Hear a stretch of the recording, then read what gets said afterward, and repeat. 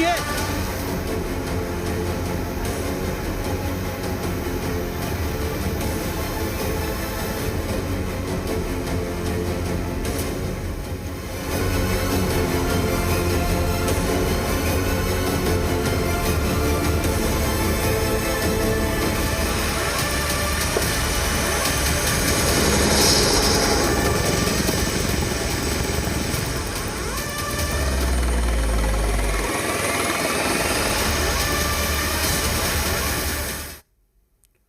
नमस्कार, मैं हूं आपके साथ अलीम अतहर। उत्तरकाशी के धराली में बचाव अभियान का आज 5वां दिन है। अब तक 993 लोगों को बचाया गया है और आज मौसम साफ है तो राहत कार्य में तेजी आ गई है। धराली गांव में मलबे में दबे लोगों को खोजने का काम तेजी से जारी है। एआई की मदद ली जा रही है। एडवांस रडार सिस्टम भी काम में लाया जा रहा है। हेलीकॉप्टर भी काफी मददगार साबित हो रहे हैं। ऑपरेशन जिंदगी की 10 तस्वीरें, रेस्क्यू की 10 कहानियां देखिए।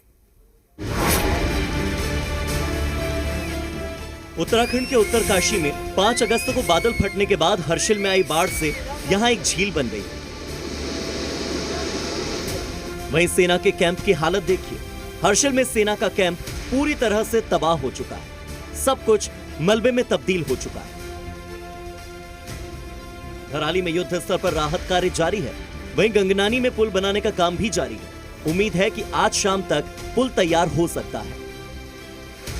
धराली तक राहत पहुंचाने की तमाम कोशिशें हो रही हैं। हवाई मार्ग से लगातार सेना की तरफ से वहां पे लोगों को मदद की जा रही है, लेकिन सड़क मार्ग पे दिक्कतें हैं। सड़क मार्ग पे फिलहाल मैं गुगनानी के पास हूं और यहां से जब हम आगे बढ़ते हैं तो यहां पर आप मेरे दाहिने तरफ देखेंगे, इस पुल का निर्माण किया जा रहा है। युद्ध स्तर पर बीआरओ यहां पर लगी हुई है। इसके अलावा सेना भी लगाई गई है मदद के लिए, ताकि जल्द से जल्द इस पुल का निर्माण करा दिया जाए। बड़ी बड़ी मशीनें यहाँ बुलाई गई हैं, लेकिन इस बीच और कितना वक्त लग सकता है। वक्त की बात इसलिए हम बार बार कह रहे हैं क्योंकि जब सड़क का निर्माण हो जाएगा उसके बाद जो जमीनी स्तर पर मदद है वो और तेजी से पहुंचेगी।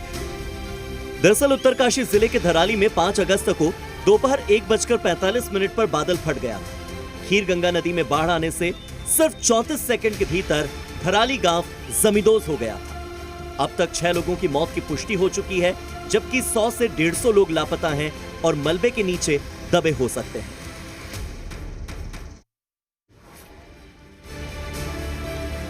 आपदा के बाद लोगों की आपबीती भी सामने आ रही है। जी न्यूज को एक महिला ने बताया कि वहां के हालात अब भी बहुत खराब हैं और वो अपने भाइयों को राखी नहीं बांध सकी, उन्हें वापस आना पड़ा। सिचुएशन बहुत खराब था। आज ही रक्षाबंधन है पर आज ही आना पड़ा मुझे। आप राखी बांधने के लिए जी तो आप नहीं बना पाई। घर वापस आ गई हूँ। अभी घर पहुँची भी नहीं हूँ। अभी देहरादून तो पहुँची भी नहीं, आधे रास्ते में ही हूँ।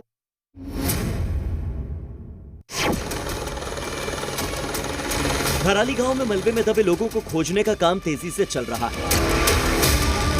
धराली ऑपरेशन पर उत्तराखंड के डीजीपी ने कहा कि रेस्क्यू ऑपरेशन में तेजी आई है। कई लोगों को बाहर निकाला गया है और लोगों तक खाने का सामान भी पहुंचाया जा रहा है।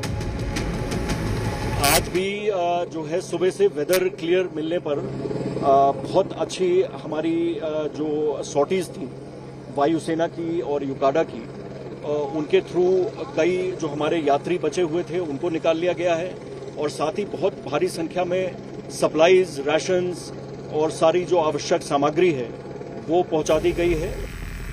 लोगों को खोजने के लिए सेना एडवांस पेनिट्रेटिंग रडार का इस्तेमाल कर रही है। इससे खुदाई किए बिना ही जमीन में दबे लोगों का पता लगाया जा सकता है। पेनिट्रेटिंग रडार जमीन के नीचे एक हाई फ्रीक्वेंसी रेडियो तरंग भेजता है जो मिट्टी, पत्थर, धातु और हड्डियों को अलग अलग रंगों के जरिए बताता है।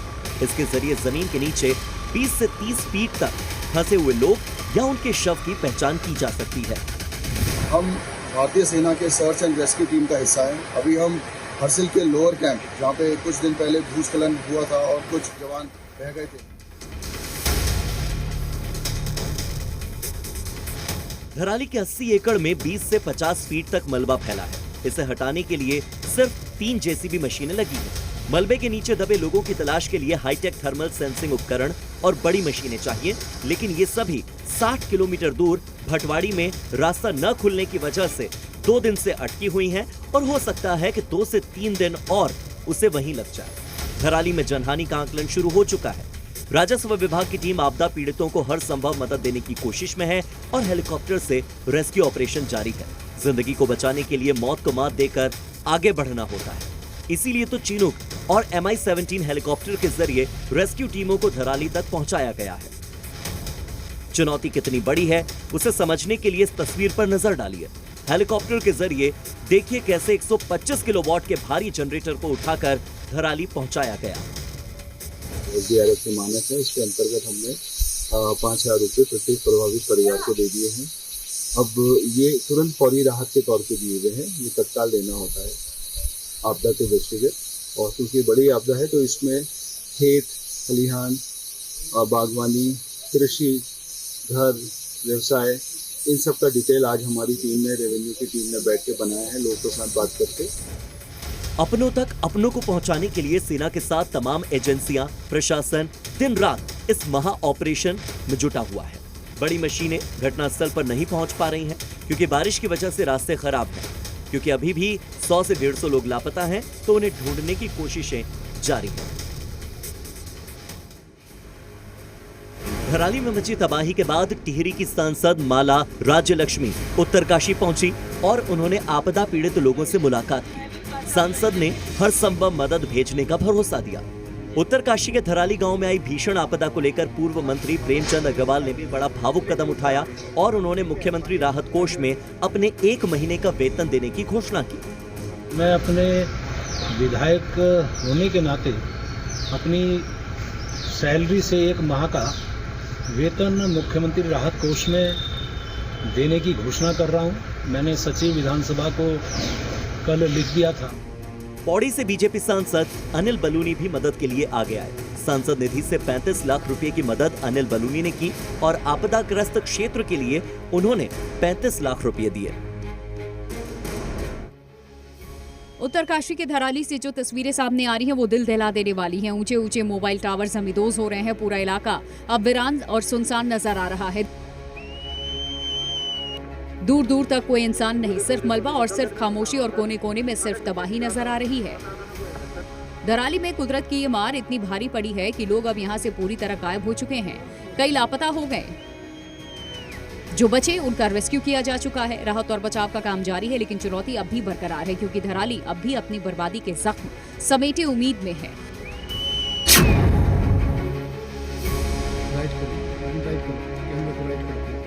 और लापता लोगों की तलाश जारी है, जिसकी तस्वीर सामने आई है। मलबे में हाईटेक उपकरणों की मदद से जिंदगी की तलाश की जा रही है। रेस्क्यू किए गए लोगों की भावुक कर देने वाली तस्वीर सामने आई है। मलबे के बाद अब आंसुओं का सैलाब उमड़ पड़ा है।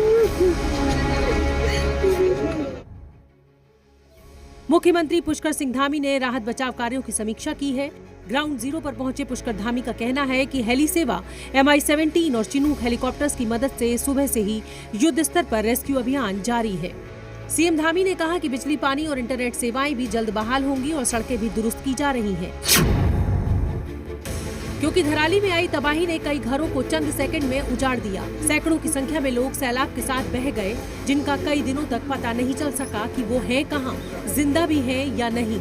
लेकिन सेना ने लापता लोगों को बचाकर जब उनके परिवार से मिलवाया तो अपनों को देखकर परिवार गमगीन हो गया।